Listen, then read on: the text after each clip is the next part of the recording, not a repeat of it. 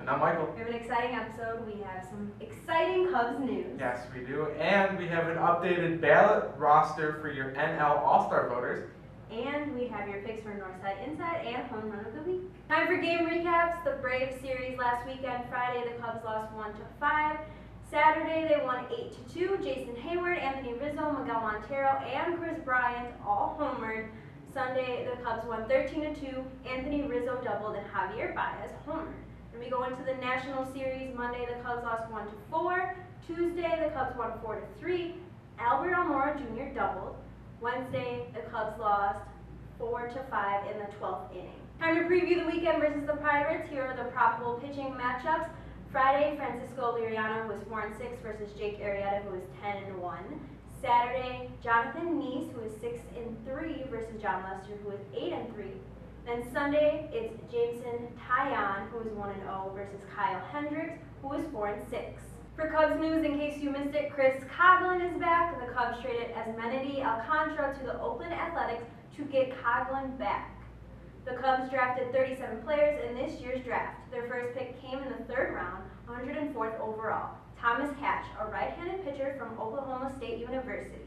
The Cubs are still dominating the All-Star Game polls. Anthony Rizzo, Chris Bryant, Dexter Fowler, and Ben Zobrist are within 150,000 votes of one another for the top overall spot in the latest All-Star Game ballot update. Rizzo is the NL top vote getter. Bryant leads NL third baseman. Fowler is at the top among outfielders, and Zobrist is the first among second basemen. Addison Russell leads NL shortstop as well. If Anthony Rizzo stays on top, he would become the first Cubs first baseman to lead the NL in fan voting since Derek Lee did so in 2005. Catcher Miguel Montero ranks 4th among NL backstops, while Jason Hayward is 4th among NL outfielders and Jorge Soler is 6th. Don't forget to vote Cubs every day, 5 times a day. Yes, the rumors are true. The Cubs are very interested in upgrading their bullpen for the postseason run they see in their future. And they are as well positioned as anyone to persuade the New York Yankees to part with Andrew Miller or Aroldis Chapman. Joe Madden has the Cubs on pace to win 112 games. But this week's series in Washington shows just how difficult October will be for every National League team, including the winniest. John Lester was named the NL Player of the Week after going 2-0 with a 0 ERA, 16 strikeouts, and 0 walks. Last but not least, the breaking news. The Cubs' number 2 prospect, Wilson Contreras, will join the team at Wrigley Field for a series against the Pirates. He was batting .350 in 54 games at AAA Iowa with 9 home runs, 16 doubles, 3 triples, and 43 RBIs. The Cubs hope he can learn from veterans Miguel Montero and David Ross. Contreras will be the 3rd catcher on the Cubs' depth chart. Tim Fedorovich was to be designated for assignment to make room for Contreras. Chris Bryant and Anthony Rizzo will most likely decline on participating in the Home Run Derby this year. They both said they weren't sure yet and they would decide when it comes closer. But who knows, maybe we'll see Jake Arrieta participate this year.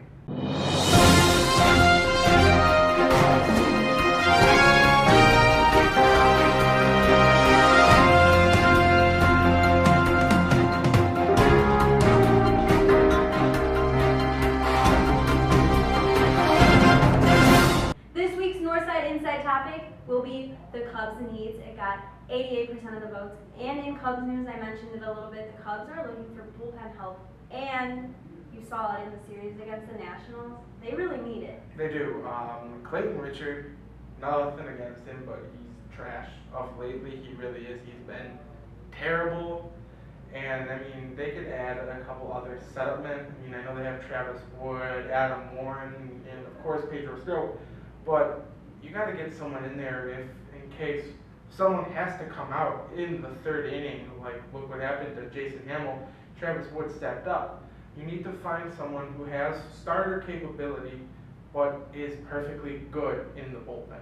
Yeah, and it's going to be much difficult as we get closer to the postseason. That's going to be the Cubs' top need right now, Yes. because you never know what's going to happen in October, and the Cubs could be really hot right now, and then we get to October, it's like, what's going on, Exactly. Like last season, kind of. So yeah, I definitely think they need to be eyeing someone to help the bullpen, and like you said, someone that has starter experience, just in case something like that does happen, it's going to count in the postseason.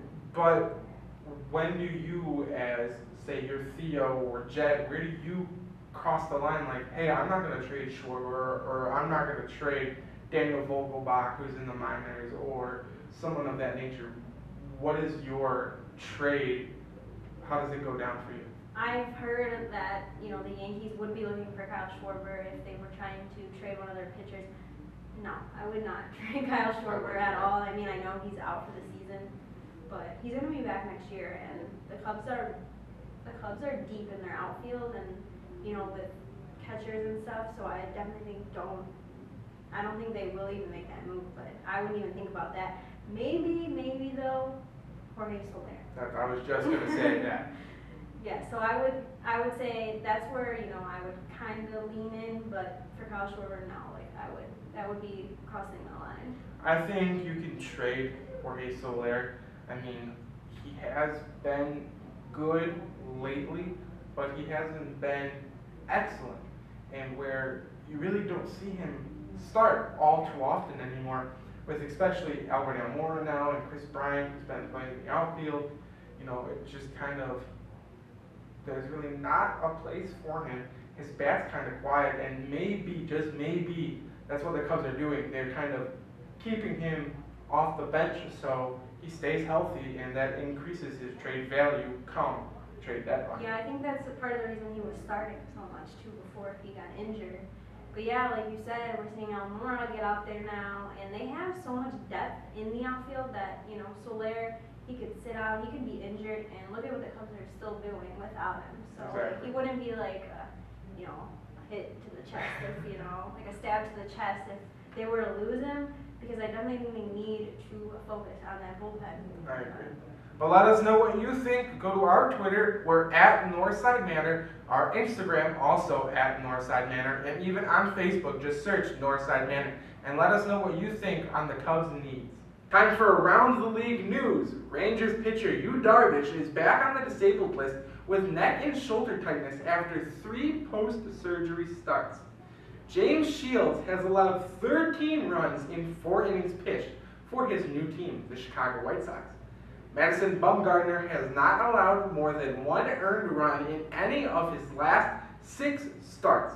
It's the longest active streak. Ichiro Suzuki makes history, 4,257 hits in Japanese and North America major leagues. I kind of want to take a little time on this. I personally don't think he is the hit king, because his hits from overseas shouldn't count towards his North America hits. But taking nothing away from the future Hall of Famer, he has had an amazing career. Gabriella mentioned him earlier. Jameson Taillon is the first pitcher to throw 8 scoreless innings in one of the first 2 career games since 2005.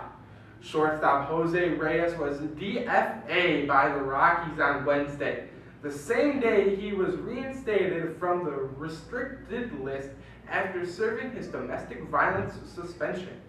Braves first baseman Freddie Freeman hits for the cycle against the Reds Wednesday night, first Atlanta cycle since 2008. Sad news coming out of New York. The New York Mets announced that third baseman David Wright will undergo surgery to replace a herniated disc in his neck. The timetable to return is undecided yet. For the AL All-Star Game ballot update, Royals Eric Hosmer leads the AL first baseman, and Astros Jose Altuve leads second baseman. For third base, Orioles Manny Machado leads, and Red Sox Xander Bogaerts leads at shortstop. Royals Salvador Perez leads all AL catchers, and for the outfield, Angels Mike Trout, Red Sox Jack P. Bradley Jr., and Royals Lorenzo Cain have been the top 3 spots. For designated hitter, it's the same as always. Red Sox slugger David Ortiz leads that.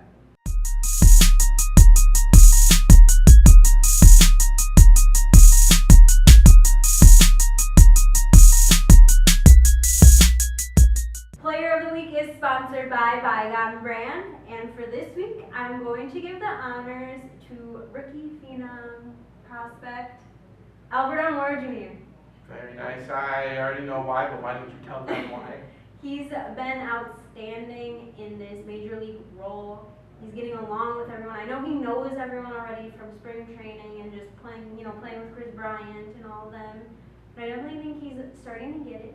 His defense is amazing. That's one of the reasons I love him so much as a Cubs player. And his offense, wow, he won the game the other night. So I have to give it up to him. He's been really good. Awesome. Bonds to today.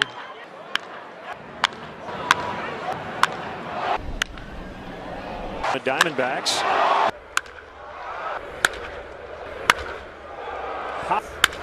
Coghlan runs on the 3-2 and a fly ball hit to deep left. Brantley looks up. That ball is gone. A home run. Twitter has been our friend of lately. We love posting the polls for a home run of the week. And so this week's home run of the week is sponsored by Euroview. Take a look at Hanley Ramirez's 3-run jack. Spot, he is the designated hitter tonight. There's a high deep drive left center field. He torched that one way back. Gone! Another one for the Red Sox.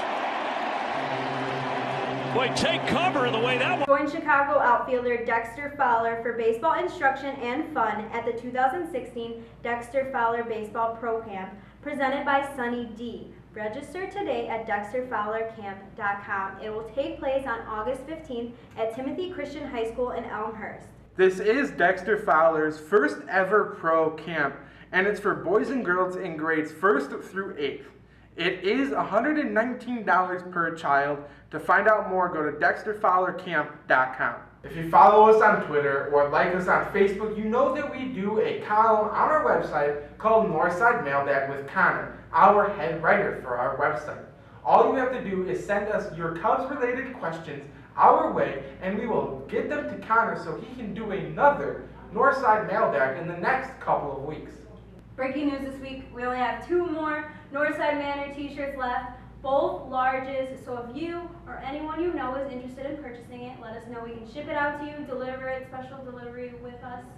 So let us know, and we want to get rid of them so we can make more t-shirts. Yes. That's going to do it for us this week on Northside Manor. I'm Michael. I'm Gabriella. And go Cubs.